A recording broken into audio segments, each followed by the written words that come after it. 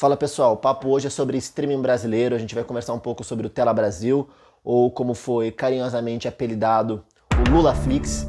E a gente vai conversar um pouco sobre o que é o Tela Brasil, sobre a funcionalidade do Tela Brasil, sobre a sua principal funcionalidade pelo menos, e tentar entender também e conversar um pouco sobre se você disponibilizar a obra significa necessariamente você gerar o acesso a essa obra, certo? Então vamos lá, esse é um formato um pouco novo aqui no canal, as entrevistas vão voltar também em breve, então se você gosta das entrevistas, fica antenado que vai voltar, mas a gente tá ampliando para esse formato, que é um formato um pouco de vlog, de bater papo um pouco com a câmera, para ampliar e diversificar um pouco os conteúdos aqui, então se você gosta desse tipo de conteúdo, deixa um like, comenta aqui embaixo, pode sugerir ideias novas de vídeos também que a gente vai estar prestando atenção, e não deixe de compartilhar também, pra gente tá sempre crescendo e ampliando a comunidade, certo? Mas vamos lá então bater um papo sobre o Tela Brasil. O que é o Tela Brasil? O Tela Brasil é um streaming que vem sendo prometido já faz um tempo pelo governo, faz alguns anos que esse projeto tá rodando por aí, mas só agora, dia 30 de maio, um domingo se não me engano, que ele foi disponibilizado para o público. É um streaming absolutamente gratuito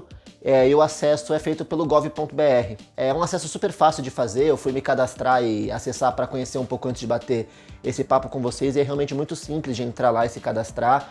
Então ele é realmente um facilitador de acesso muito grande. A gente está falando, é claro, de uma iniciativa pública e, portanto, como tal, ele tem investimento público, né? E é claro, o streaming teve um impacto imediato na cinefilia, antes de qualquer outra coisa, em pessoas que são interessadas em conhecer e se aprofundar em obras nacionais, em cultura nacional. Então aquele seu parceiro, sua parceira que gosta muito de cinema, aquele seu parceiro ou sua parceira que gosta muito de cultura brasileira, que vive falando do Glauber Rocha, do cinema novo. Enfim, é claro que o impacto imediato é em cima dessas pessoas. Mas é importante a gente entender que estamos falando, é claro, de uma iniciativa pública e, portanto, como tal, ela conta com investimento público. E acho que esse é um primeiro ponto que a gente precisa parar para refletir quando a gente quer entender o que de fato é o Tela Brasil e a que ele se propõe. Porque o Tela Brasil, ele não foi pensado para agradar uma cinefilia, ele não foi pensado simplesmente para que quem gosta de cinema tenha um acesso mais fácil, um acesso legal. Ele faz isso também, é claro, mas eu acho que esse não é o principal ponto do streaming. É natural, é claro, até na brincadeira com o Lulaflix, que a gente embarque numa visão mercadológica de entender o Tela Brasil como um concorrente da Netflix, da Disney, do Mubi, do Prime, enfim, desses diversos streamings que a gente tem hoje. Mas isso é uma falácia, porque o Tela Brasil não se propõe a ser um adversário mercadológico desses streamings. Ele não visa o lucro. Como eu disse, ele é um produto de uma iniciativa pública e, portanto, ele não tem como objetivo gerar lucro, produzir lucro. Não existe na sua funcionalidade a busca por novos assinantes ou por prender esses novos assinantes como existem nesses outros streamings. E partir desse ponto de reflexão já permite um pouco a gente entender algumas das funcionalidades do Tela Brasil, certo? É claro que existe sim, como eu disse, a função de disponibilizar obras super importantes para o cinema nacional, de facilitar o acesso para quem tem esse interesse prévio. Então você vai ter lá um catálogo super amplo de obras do Glauber Rocha, por exemplo, um dos grandes expoentes, mas não o único, do cinema novo brasileiro. Isso é sim uma das funcionalidades do streaming. Entretanto, eu penso que a maior funcionalidade do Tela Brasil hoje seja, na verdade, educativa no impulsionamento de acesso à cultura. Trazendo alguns dados para vocês, e aqui eu vou precisar ler porque eu não tenho esses dados de cabeça, sobre o catálogo do Tela Brasil, certo? Então a gente está falando de um catálogo com mais de 500 obras audiovisuais nacionais. E logo de cara, tem uma curiosidade, quando eu ler os números vocês vão entender um pouco melhor. Mas dessas 500, somente 139, se não me engano, eu já leio aqui, são longa-metragens. E acho que isso já é um ponto muito interessante de reflexão, porque a gente tende, quanto à população geral, correlacionar cinema com longa-metragem de ficção. A nossa compreensão da linguagem cinematográfica bate muito no longa-metragem de ficção.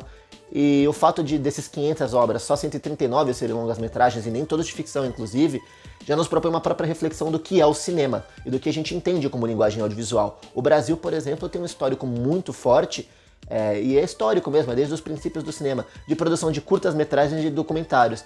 E a gente vai ver essas obras em peso no Tela Brasil. Então é uma oportunidade também para que você amplie um pouco o seu conhecimento quanto ao que é cinema, quanto ao que é linguagem audiovisual e até um pouco sobre como historicamente o Brasil desenvolve outras linguagens cinematográficas. Mas sem mais delongas, vamos aos dados então do catálogo, certo? Estamos falando de mais de 500 obras, dessas 267 são curtas. Aquilo que eu acabei de falar para vocês, que o curta-metragem é uma linguagem muito presente no desenvolvimento histórico, cinematográfico e cultural brasileiro. Então a gente tem 267 curtas, 139 longas-metragens, 85 médias-metragens ou telefilmes e 64 obras seriadas. Ainda assim podemos questionar que 500 filmes são poucos para compreender toda a história do cinema nacional, para compreender todo o desenvolvimento cultural, narrativo e visual da obra cinematográfica nacional. A gente está falando aí de mais de 100 anos de história de cinema, certo? Então, a princípio, 500 obras pode parecer muito pouco, mas eu volto a bater um pouco no ponto de qual é a função do Tela Brasil. Talvez a principal função do Tela Brasil não seja hoje essa educação histórica cinematográfica de detalhar cada um dos movimentos cinematográficos que aconteceram no Brasil. É claro que, de novo, ele pode sim exercer essa funcionalidade e dentro do catálogo você vai perceber que tem muitas obras pensadas para trazer um pouco desses momentos. Então, como eu disse, o cinema novo está muito abraçado pela obra do Glauber Rocha, que tem mais de 7 filmes, se não me engano, lá.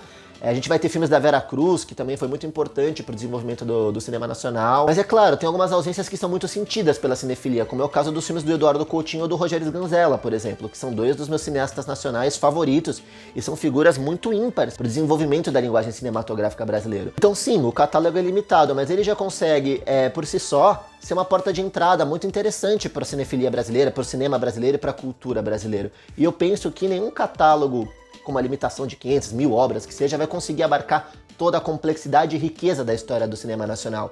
Então, nesse sentido, ele se apresenta como uma interessantíssima porta de entrada. Inclusive, sobre isso, no Instagram do Cosmonauta Cultural essa semana, a gente fez um post falando de 5 obras para começar a conhecer o cinema nacional dentro do Tela Brasil.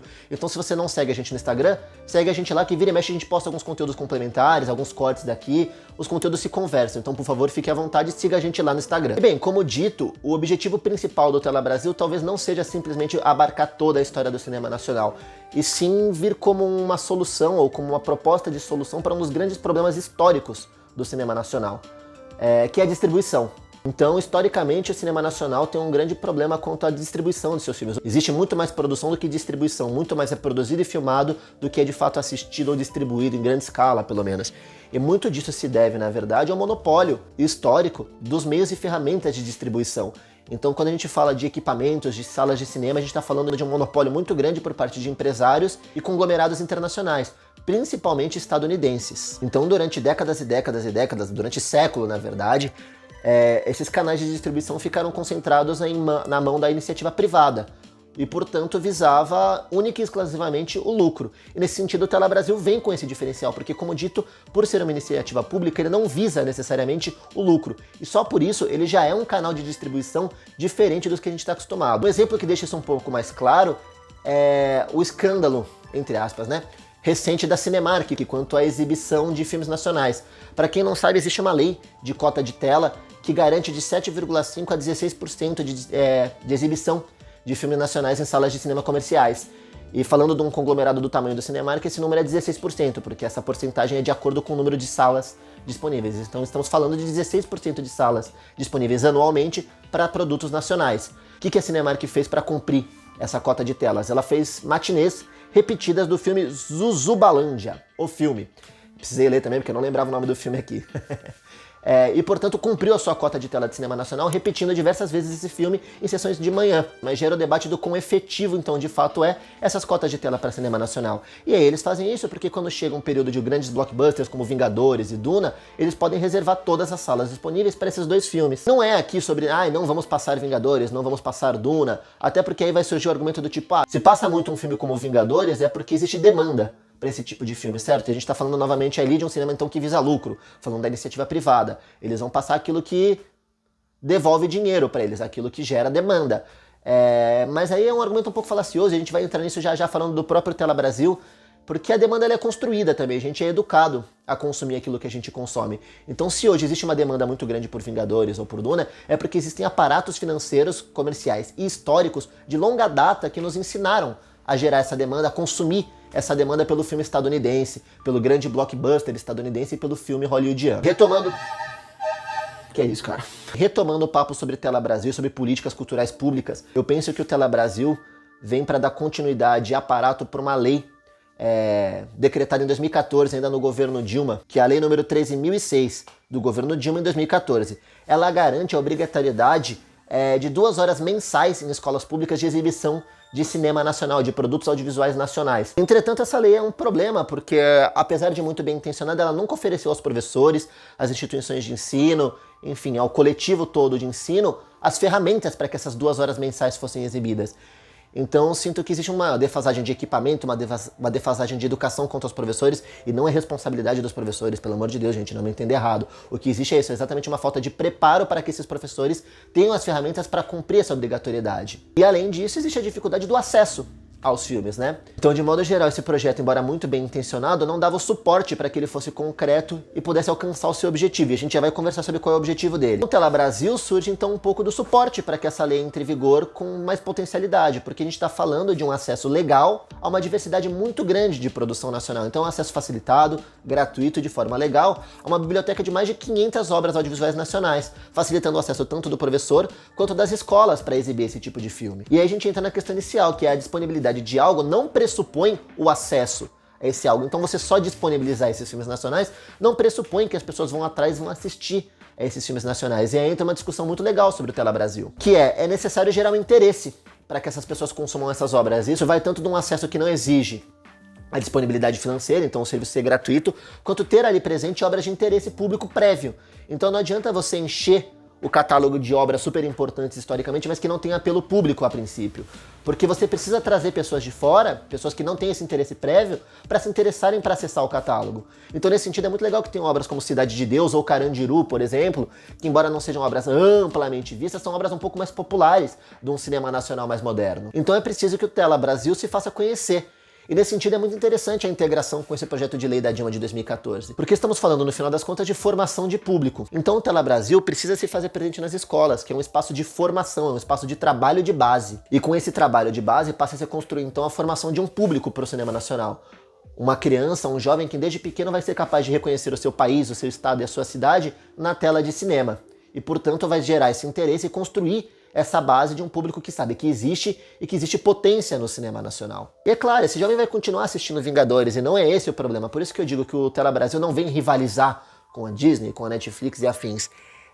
A questão não é tirar o jovem do que ele está consumindo hoje, e sim ampliar esse horizonte e mostrar para esse jovem que existem outras possibilidades de consumo que dialogam mais diretamente com quem ele é e com ao redor dele. E, portanto, fortalecem a noção de uma identidade nacional, de uma identidade regional e de uma identidade como cidadão. Uma identidade até crítica, na verdade. Esse jovem cada vez mais vai saber que ele pode assistir ao cinema nacional, que existe coisa de muita qualidade no cinema nacional, e muitas vezes o colega, o amigo de sala dele também vai assistir cinema nacional, gerando debate e construindo de novo esse público base, que vai ser um público que vai crescer sabendo que existe possibilidade de produzir cinema no Brasil. Até comparando com esses serviços de streaming que a gente vinha falando, existe nesses serviços de streaming uma obrigatoriedade de 2,7, se não me engano, de necessidade de obras nacionais ali presentes. Mas de modo geral esses streamings ainda não são regulamentados e nem essa obrigatoriedade se dá, na verdade. Então muitas vezes esses streamings contornam essa obrigatoriedade produzindo no próprio Brasil. Então a Netflix vem e produz uma série Netflix no Brasil, mas a série ainda é uma série da Netflix, que é uma produtora, hoje produtora, né, além de distribuidora, que não se encontra no Brasil, na verdade. Então não há hoje uma regulamentação desses streamings e desse serviço no país. Vocês percebem a relevância do Tela Brasil nesse sentido? A gente está falando de um espaço licenciado de investimento para a distribuição e produção de cinema nacional. E é um streaming que vai possibilitar isso, essa construção. Acho que é o principal ponto de todo esse vídeo, de todo esse debate. Primeiro, que só disponibilizar a obra não é o suficiente, é claro, mas é um primeiro passo muito importante. E a partir do momento que você disponibiliza essa obra, o próximo passo agora é construir um público de base que vai ter o interesse em consumir, construir e divulgar esse tipo de obra. E eu sinto que o Tela Brasil, embora não seja talvez a solução definitiva, a solução maior, é um primeiro passo muito importante nessa caminhada, principalmente se aliado a essa lei de 2014 do governo Dilma para apresentar obras audiovisuais brasileiras nas escolas. O Tela Brasil não é mercadoria, ele não vai assumir seu papel como concorrente da Netflix ou da Disney, ele não está visando aqui necessariamente o lucro ou reter um público. A proposta dele, é claro, é alimentar uma cinefilia que já tem esse interesse, construir e fortalecer um público de base que compreende o cinema nacional como uma possibilidade, como uma formação de uma identidade, como fortalecimento cultural e pensamento crítico. E acima de tudo, sua função está atrelada à sua origem, o acesso.